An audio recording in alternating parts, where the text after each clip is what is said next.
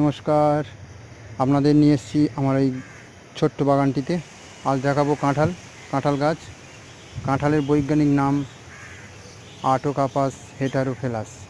এটা অ্যাকচুয়ালি দক্ষিণ ভারতীয়, মানে ভারতীয় পশ্চিমঘাট অঞ্চল এবং মালয়েশিয়ার অতিবৃষ্ট অরণ্যের এর বাস বা জন্মস্থান।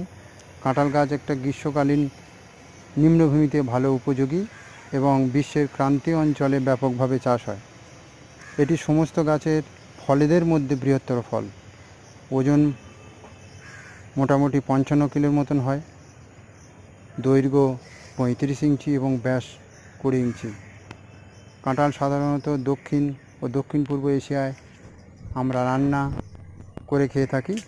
পাকা এবং কাঁচা অবস্থায় আমরা খাই।